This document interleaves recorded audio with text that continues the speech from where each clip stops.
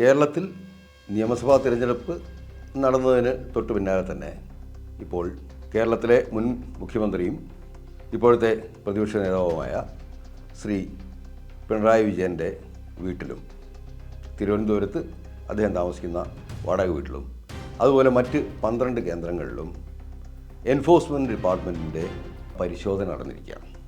ഈ പരിശോധനയ്ക്ക് ആസ്പദമായിരിക്കുന്ന കാര്യം പത്രമാധ്യമങ്ങളിൽ നമുക്ക് മനസ്സിലാവുന്നത് എക്സാലോജിക് എന്ന ശ്രീ പിണറായി വിജയൻ്റെ മകൾ വീണ വിജയൻ്റെ ഒരു IT കമ്പനിയും അതുപോലെ തന്നെ CMRL എന്ന കൊച്ചിയിലെ കരിമണൽ ഖനനവുമായിട്ട് ബന്ധപ്പെട്ട ഒരു കമ്പനിയും തമ്മിൽ നടന്നിട്ടുള്ള സാമ്പത്തിക ഇടപാടുകളെക്കുറിച്ചാണ് എന്നാണ്. CMRLന് എക്സാലോജിക് കമ്പനി നൽകിയിട്ടുള്ള സർവീസിൻ്റെ അടിസ്ഥാനത്തിലാണ് ഈ പണം കൊടുത്തതെന്നും ആ സർവീസിന് ആസ്പദമായിട്ട് പ്രത്യേകിച്ച് ഒരു കാര്യവും എക്സാലോജിക് ചെയ്തിട്ടില്ല എന്നുള്ളതാണ് ഇതിനകത്തുള്ള ബേസിക് കണ്ടൻഷൻ.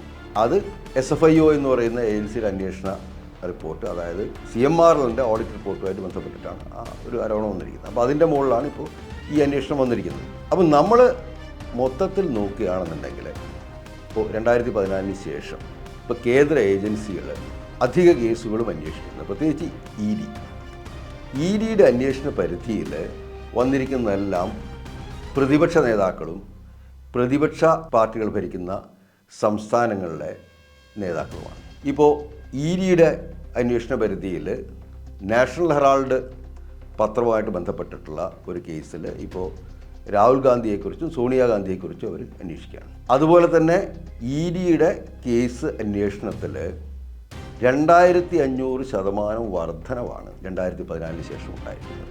അവയിൽ തന്നെ പല കേസുകളും ഏതാണ്ട് 90%-ലധികം കേസുകളും പ്രതിപക്ഷ നിരയിലെ രാഷ്ട്രീയ നേതാക്കന്മാരെക്കുറിച്ചാണ്. പക്ഷേ അവയിലെ കൺവിക്ഷൻ റേറ്റ് 5%-ൽ താഴെയാണ്. അതായത് 95% കേസുകളും അന്വേഷണം മാത്രമേ നടക്കുന്നുള്ളൂ, അതിൽ എല്ലാം വിട്ടുപോവുകയാണ്. അപ്പോൾ ഇതിൽ നിന്ന് നമുക്ക് വ്യക്തമാകുന്നൊരു കാര്യം, പൊളിറ്റിക്കൽ വെൻഡറ്റ എന്ന ഒരു രീതിയിൽ ഒരു രാഷ്ട്രീയമായിട്ടുള്ള പകപോൽക്കലായിട്ടാണ് ഈ അന്വേഷണങ്ങൾ നടക്കുന്നത്. ഇപ്പോൾ നമ്മൾ നോക്കുകയാണെങ്കിൽ ED അന്വേഷണം പിണറായി വിജയൻ്റെ നേരെയും അതുപോലെ തന്നെ രാഹുൽ ഗാന്ധിയുടെ നേരെയും നടക്കുന്നു. സുപ്രീം കോടതി തന്നെ പലതവണ ഈ EDയുടെ അന്വേഷണങ്ങളിൽ അതൃപ്തി രേഖപ്പെടുത്തിയിട്ടുള്ളതാണ്. കേന്ദ്ര ഗവൺമെൻറ്റിൻ്റെ ഒരു ഉപകരണമായിട്ടാണ് ഇത്തരം അന്വേഷണ ഏജൻസികൾ പ്രവർത്തിക്കുന്നതെന്ന് ബഹുമാനപ്പെട്ട സുപ്രീം കോടതി തന്നെ പറഞ്ഞിട്ടുണ്ട്. അപ്പോൾ ഈ അടിസ്ഥാനത്തിൽ വരുമ്പോൾ നമുക്ക് ഈ അന്വേഷണങ്ങളുടെ വിശ്വാസത്തെക്കുറിച്ച് വലിയ ധാരണയൊന്നും പുലർത്തേണ്ട കാര്യമില്ല. അരവിന്ദ് കെജ്രിവാളിൻ്റെ കേസെടുത്ത് കഴിഞ്ഞാൽ ഡൽഹി സർക്കാരിൻ്റെ മദ്യനയത്തെക്കുറിച്ച് 3-4 വർഷം അവർ അന്വേഷിച്ചു. മുഖ്യമന്ത്രിയായിരിക്കുന്ന അരവിന്ദ് കെജ്രിവാളിനെ അറസ്റ്റ് ചെയ്ത് ജയിലിലാക്കി. ഉപമുഖ്യമന്ത്രിയായിരുന്ന മനീഷ് സിസോദിയെ അറസ്റ്റ് ചെയ്ത് ജയിലിലാക്കി. എന്നിട്ട് ഇത്രയും കാലം കഴിഞ്ഞിട്ട് CBI കോടതി തന്നെ ഈ എല്ലാ പ്രതികളെയും കുറ്റവിമുക്തരാക്കുകയും ഈ കേസിൽ ഒരു അടിസ്ഥാനവുമില്ല എന്ന് പറയുകയും ചെയ്തു. അപ്പോൾ അതിനിടയിൽ സംഭവിച്ച കാര്യങ്ങൾ എന്താണ്? ഒരു സംസ്ഥാനത്ത് ഭരണം നടന്നുകൊണ്ടിരിക്കുകയാണ്. ഭരണം നടക്കുന്ന മുഖ്യമന്ത്രി ആദ്യം പിടിച്ചുകൊണ്ടുവന്നു, പിന്നീട് ഉപമുഖ്യമന്ത്രിയെ പിടിച്ചുകൊണ്ടുവന്നു. അങ്ങനെ ആ ഡൽഹി സംസ്ഥാനത്തിൻ്റെ ഭരണസ്ഥിരത തന്നെ ഇല്ലാതാക്കുന്നു. എന്നിട്ട് ഇത്തരം ബാലിശമായ ചാർജ് ഷീറ്റിൻ്റെ പേരിൽ അറസ്റ്റ് ചെയ്ത് അകത്തിട്ട ആളുകൾ 1.5 വർഷം കഴിയുമ്പോൾ ഇത് യാതൊന്നുമില്ല, 1.5 വർഷം ജയിലിൽ കിടന്നു മനീഷ് സിസോദിയ, യാതൊരു തെളിവുമില്ല എന്ന് പറഞ്ഞുകൊണ്ട് പുറത്തു വിടുന്നു.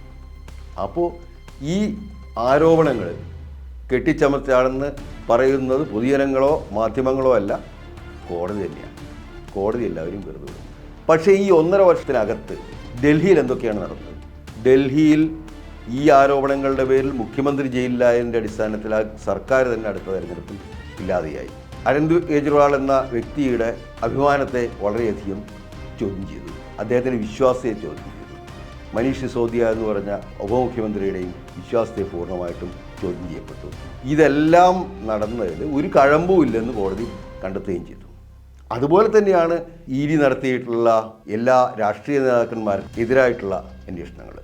അതിൽ 100-ഓളം കേസുകൾ രാഷ്ട്രീയ നേതാക്കന്മാർക്ക് നേരെ ED എടുത്തിട്ടുള്ളതിൽ 115-ഓളം കേസുകൾ പ്രതിപക്ഷ നേതാക്കൾക്കെതിരെയാണ്. അതിൽ തന്നെയും കൺവിക്ഷൻ റേറ്റ് എന്ന് പറഞ്ഞാൽ 5%-ൽ താഴെയാണ്. 95% കേസുകൾ വിട്ടുപോകുന്നു. അപ്പോൾ ഇതിൽ ED എടുക്കുന്ന കേസുകൾ രാഷ്ട്രീയ പ്രേരിതമാണെന്ന് പറയുന്നതിൽ യാതൊരു വിധത്തിലുള്ള അപാകതയും ഉണ്ടെന്ന് തോന്നുന്നില്ല. അത് കോടതികൾ തന്നെയും ആ കാര്യം പലവരും ആവർത്തിച്ച് പറഞ്ഞിട്ടുള്ളതാണ്. അപ്പോൾ ഇതിലെ ഒരു വിഷയം, പ്രതിപക്ഷ മുന്നണിയിൽ ഈ കേസുകൾ ഉണ്ടാക്കുന്ന ഒരു ഇമ്പാക്റ്റ് എന്താണ്? ഇപ്പോൾ രാഹുൽ ഗാന്ധിക്കെതിരെ കേസ് വന്ന സമയത്ത് ഇന്ത്യ മുന്നണിയിലുള്ള എല്ലാ പ്രതിപക്ഷ കക്ഷികളും അതിനെ അപലപിച്ചു. അതേസമയം പിണറായി വിജയൻ്റെ പേരിലുള്ള കേസ് വരുന്ന സമയത്ത് അതിനെ മമതാ ബാനർജിയും മറ്റു പ്രമുഖ ഇന്ത്യ സഖ്യ നേതാക്കളും എല്ലാം അതിനെ എതിർക്കുന്ന സമയത്തും കോൺഗ്രസ് അതിനെതിരെ മൗനം പാലിക്കുകയാണ് ചെയ്തത്. അപ്പോൾ ഇത് ഇന്ത്യ സഖ്യത്തിൻ്റെ കെട്ടുറപ്പിനെ വല്ലാതെ ബാധിക്കും. ആദ്യമായിട്ട് പ്രതിപക്ഷ കക്ഷികളെല്ലാവരും തന്നെ മനസ്സിലാക്കേണ്ട ഒരു പ്രധാന കാര്യം, ഈ കേസുകളെല്ലാം തന്നെ രാഷ്ട്രീയ പ്രേരിതമാണെന്ന് വിശ്വസിക്കാവുന്ന തെളിവുകളാണ് മുന്നിലുള്ളത്. അപ്പോൾ ആ കേസുകൾ രാഹുൽ ഗാന്ധിക്കെതിരെയാണെന്നുണ്ടെങ്കിലും പിണറായി വിജയനെതിരെയാണെന്നുണ്ടെങ്കിലും അഭിഷേക് യാദവിനെതിരെയാണെങ്കിലും മമതാ ബാനർജിക്കെതിരെയാണെങ്കിലും അരവിന്ദ് കെജ്രിവാളിനെതിരെയാണെന്നുണ്ടെങ്കിലും ഇവയെല്ലാം തന്നെ അവരുടെ രാഷ്ട്രീയ നിലപാടുകളെ ക്ഷീണിപ്പിക്കാൻ വേണ്ടിയുള്ളതാണ് എന്ന് പറഞ്ഞാൽ അത് ഒരിക്കലും ഒരു തെറ്റാവില്ല. കാരണം നമ്മളിപ്പോൾ അരവിന്ദ് കെജ്രിവാളിൻ്റെ കാര്യത്തിൽ നമ്മൾ കണ്ടു കഴിഞ്ഞു. മുഖ്യമന്ത്രി സ്ഥാനത്ത് ഇരിക്കുന്ന ഒരു വ്യക്തിയെ ജയിലിലിട്ട് അവമാനിച്ച്, മുഖ്യമന്ത്രിയെയും ജയിലിലിട്ട് അവമാനിച്ച് അവസാനം സംഭവിച്ചത് എന്താണ്? CBI കോടതി ഈ കേസ് പൂർണ്ണമായിട്ട് തള്ളിക്കളയും. അപ്പോൾ ഇതേ ഫെയ്റ്റ് തന്നെയാണ് മിക്കവാറും എല്ലാ കേസുകൾക്കും വരാനുള്ളത്. എനിക്ക് തോന്നുന്നില്ല ഈ പറയുന്ന ഏതെങ്കിലും കേസിൽ ആരെങ്കിലും ശിക്ഷിക്കപ്പെടാൻ പോകുന്നുണ്ടെന്നുള്ളത്. ഈ ആരോപണങ്ങൾ ഉയർത്തിക്കൊണ്ട് നേതാക്കളുടെ വിശ്വാസ്യത നഷ്ടപ്പെടുത്തുക എന്നുള്ളതാണ് അന്വേഷണങ്ങളുടെ ഒരു പ്രധാനപ്പെട്ട ഉദ്ദേശം. അപ്പോൾ അത് പിന്നീട് അത് വിട്ടുപോകുന്നു അല്ലെങ്കിൽ ആ കേസ് ഇല്ലാതായി പോകുന്നു എന്നുള്ളത് ഈ കേസിൻ്റെ ഇപ്പോഴത്തെ നേതാക്കൾക്കുണ്ടാവുന്ന ഡാമേജിനെ, അപ്പോൾ ഇതേ കേസുകൾ ആർക്കെതിരെയും വരാം, പ്രതിപക്ഷത്തുള്ള ആർക്കെതിരെയും വരാം. പക്ഷേ അവർ പ്രതിപക്ഷത്തു നിന്ന് മാറി ഭരണപക്ഷത്തേക്ക് പോയി കഴിഞ്ഞാൽ പിന്നെ ഈ കേസില്ല. കാരണം അതിന് ഉദാഹരണമുണ്ട്. ഇപ്പോൾ മരിച്ചുപോയ ശ്രീ അജിത് പവാറിനെതിരെ 2000 കോടി രൂപയുടെ അഴിമതി ആരോപണങ്ങളാണ് വന്നത്. അതിനെക്കുറിച്ച് വലിയ അന്വേഷണങ്ങൾ നടന്നു. പക്ഷേ അദ്ദേഹം മുന്നണി മാറി BJPയുടെ കൂടി ഭരണത്തിലേക്ക് വന്നു കഴിഞ്ഞ് ആ കേസ് തീർന്നു. ആ കേസിൽ അന്വേഷണം അവസാനിച്ചു, കുറ്റവിമുക്തനാക്കപ്പെട്ടു. അങ്ങനെ പ്രതിപക്ഷ നേതാക്കളെ ഭീഷണിപ്പെടുത്താനുള്ള ഒരു ആയുധം കൂടിയായിട്ട് ഇത്തരം കേസുകൾ ഉപയോഗിക്കപ്പെടുന്നുണ്ട് എന്നുള്ളതാണ് വാസ്തവം. ആദ്യമായിട്ട് ഈ കേസുകളുടെ വിശ്വാസ്യത ആണ് പ്രശ്നമായി വരുന്നത്. ഈ കേസുകൾ എത്രത്തോളം വിശ്വസിക്കാമെന്ന് നമുക്ക് പറയാൻ പറ്റില്ല. അതേസമയം തന്നെ മറ്റൊരു കാര്യവും കൂടിയുണ്ട്. ED ഉദ്യോഗസ്ഥന്മാരെ അന്വേഷിക്കാൻ വരുന്നു. അപ്പോൾ ഉദ്യോഗസ്ഥൻ എന്ന് പറഞ്ഞാൽ ശമ്പളം വാങ്ങുന്നൊരു മനുഷ്യനാണ്. അവനോട് പറയുന്ന കാര്യങ്ങളാണ് അവൻ ചെയ്യുന്നത്. പിണറായി വിജയൻ്റെ വീട്ടിൽ റെയ്ഡ് നടത്താൻ വന്നാലും പറഞ്ഞാൽ ആ ഉദ്യോഗസ്ഥനെ പിണറായി വിജയൻ്റെ വീട്ടിൽ റെയ്ഡ് നടത്തും. നാളെ അധികാരം മാറി വന്നതിന് ശേഷം തിരിച്ചു വന്ന് ഇപ്പോൾ കെ സുരേന്ദ്രൻ്റെ വീട്ടിൽ റെയ്ഡ് നടത്തണമെന്ന് പറഞ്ഞു കഴിഞ്ഞാൽ അതും ആ ഉദ്യോഗസ്ഥൻ നടത്തും. കാരണം ആ ഉദ്യോഗസ്ഥനെ സംബന്ധിച്ചിടത്തോളം അയാളുടെ ഡ്യൂട്ടി നിർവഹിക്കുന്നു മാത്രമേ ഉള്ളൂ, അയാളെ ഏൽപ്പിച്ച പണി ചെയ്യുന്നു. അപ്പോൾ അവർക്കെതിരെ ഇത്തരത്തിൽ നമ്മൾ ആക്രമണം നടത്തുന്നതിലും അവരെ ചീത്ത വിളിക്കുന്നതിലും ഒരു കാര്യമില്ല. ഇത് ഒരു പൊളിറ്റിക്കൽ ക്യാമ്പയിനായിട്ട് എടുത്തുകൊണ്ട് ഈ കേന്ദ്ര സർക്കാരിൻ്റെ നയങ്ങളെ ജനങ്ങളുടെ മുന്നിൽ വിശദമാക്കാനുള്ള നിലപാടാണ് രാഷ്ട്രീയ കക്ഷികൾ ചെയ്യേണ്ടത്. ഇപ്പോൾ ED വന്ന ടാക്സിക്കാർ എറിഞ്ഞു വിളിച്ചു. അപ്പോൾ ED ഉദ്യോഗസ്ഥൻ വന്ന ടാക്സിക്കാരായവൻ കഴക്കൂട്ടത്തുള്ള ടാക്സിക്കാരനാണ്. അയാൾ ഇവിടുന്ന് ലോൺ എടുത്തൊക്കെ കൂടി ഒരു വണ്ടി വാങ്ങി ഓടിച്ചുകൊണ്ടിരിക്കുകയാണ്. അയാളെ വണ്ടി മുഴുവൻ പോയി അയാൾക്ക് കയറി കൊടുത്തു. അയാളെന്ത് ചെയ്തിരിക്കുന്നു?